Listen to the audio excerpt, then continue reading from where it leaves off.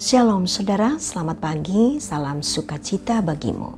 Kembali berjumpa dalam Renungan Pagi, edisi Selasa 19 Agustus 2025. Mari siapkan hati jiwa raga kita menerima kebenaran firman Tuhan yang terdapat di dalam Kisah Para Rasul pasal 7 ayat 44 sampai 53.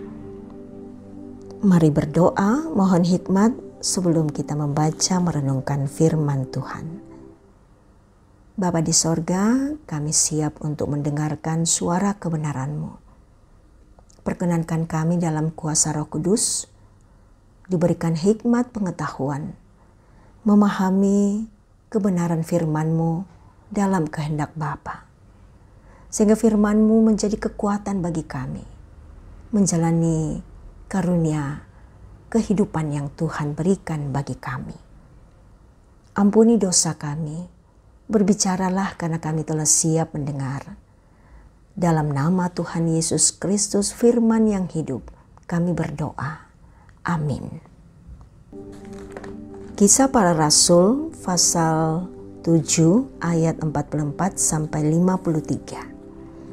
Kemah kesaksian ada pada nenek moyang kita di padang gurun, seperti yang diperintahkan Allah kepada Musa untuk dibuatnya menurut contoh yang telah dilihatnya. Kemah itu diterima nenek moyang kita, dan dengan pimpinan Yosua dibawa masuk ke tanah ini ketika tanah ini direbut dari bangsa-bangsa lain yang dihalau Allah dari hadapan nenek moyang kita. Demikianlah sampai zaman Daud. Daud telah mendapat anugerah di hadapan Allah, dan ia memohon supaya ia diperkenankan untuk mendapatkan suatu tempat kediaman bagi Allah Yakub. Namun, Salomolah yang mendirikan sebuah rumah untuk Allah. Tetapi yang Maha Tinggi tidak tinggal di dalam rumah-rumah buatan tangan manusia. Seperti yang dikatakan oleh Nabi, "Langit adalah tahtaku, dan bumi adalah tumpuan kakiku. Rumah apakah yang akan kamu dirikan bagiku?" Demikian firman Tuhan. "Tempat apakah yang akan dijadikan perhentianku? Bukankah tanganku sendiri yang membuat semuanya ini? Hai orang-orang yang keras kepala, yang keras hati dan tuli, kamu selalu menentang Roh Kudus, sama seperti nenek moyangmu. Demikian juga kamu. Siapa dari nabi-nabi yang tidak dianiaya oleh nenek moyangmu? Bahkan mereka membunuh orang-orang yang lebih dahulu memberitakan kedatangan orang yang benar, yang sekarang telah kamu hianati dan bunuh. Kamu telah menerima hukum Taurat yang disampaikan oleh malaikat-malaikat, tetapi kamu tidak menurutinya." Amin firman Tuhan. Seperti nenek moyangmu, itulah tema kita saat ini. Saudara, mahkota orang-orang tua adalah anak cucu, dan kehormatan anak-anak ialah orang tua mereka. Amsal 17 ayat 6. Ungkapan Amsal ini mengisyaratkan dengan jelas bahwa bagaimana anak dan bagaimana orang tua saling memberi dampak. Anak-anak yang baik hidupnya akan menjadi kebanggaan bagi orang tua. Demikian pula sebaliknya. Orang tua yang hidupnya baik dan benar memberi rasa bangga dalam diri anak-anaknya. Stefanus mengkritik orang-orang Yahudi yang dianggapnya keras kepala, keras hati, dan selalu menentang Roh Kudus, sama seperti nenek moyang mereka. Kritik Stefanus bukan tanpa alasan. Ia merunut apa yang telah dilakukan nenek moyang mereka pada masa lalu yang tidak taat kepada Allah, melainkan menyembah Molok, Refan, dan patung-patung buatan tangan sendiri. Sementara orang-orang Yahudi pada masa Stefanus mengaminkan Taurat tetapi tidak menurutinya.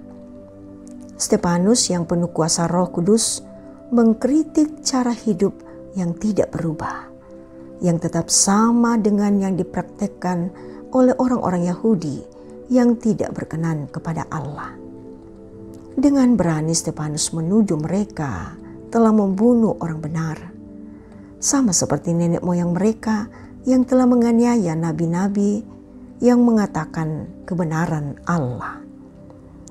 Saudara, kalau apa yang diungkapkan oleh Amsal merujuk pada rasa bangga yang positif antara anak cucu dengan nenek moyangnya, maka kritik Stefanus kepada orang-orang Yahudi adalah rasa bangga yang tak patut karena mewariskan nilai yang tidak benar di hadapan Allah.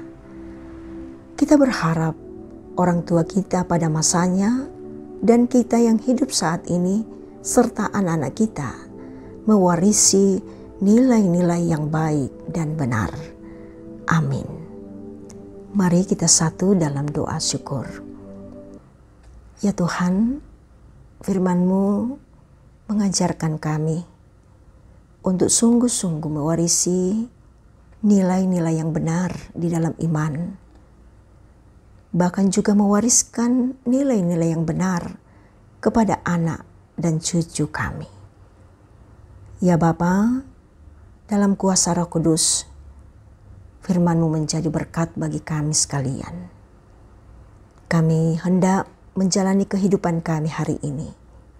Kuasai kami dengan Roh Kudus-Mu Tuhan, agar hati, pikiran, perkataan, dan perbuatan kami sungguh-sungguh terarah hanya untuk kemuliaan-Mu. Sehingga ketika kami melangkah dari rumah kami masing-masing, kami tetap berjalan bersama dengan kuasa-Mu Tuhan.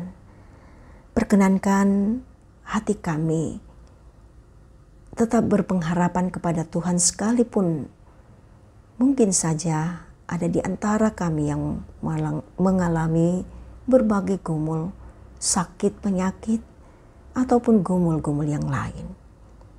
Kami percaya kekuatan kami adalah datangnya daripada-Mu saja.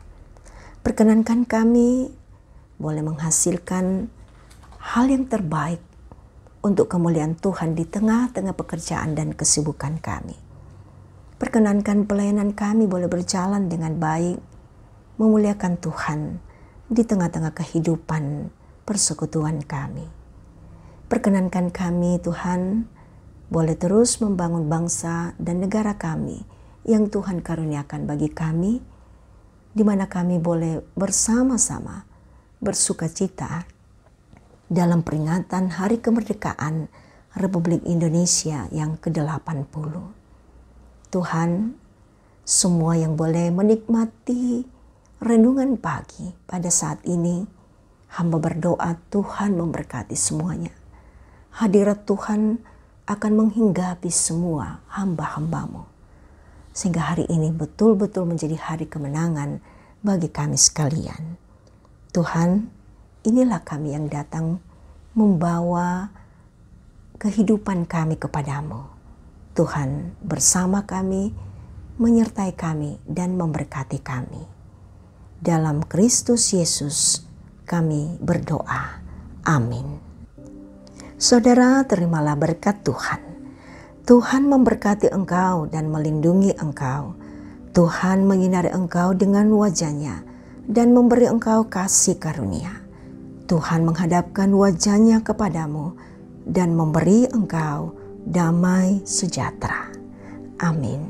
Saudara, demikian kebersamaan kita saat ini melalui renungan pagi. Tuhan memberkati kita semua.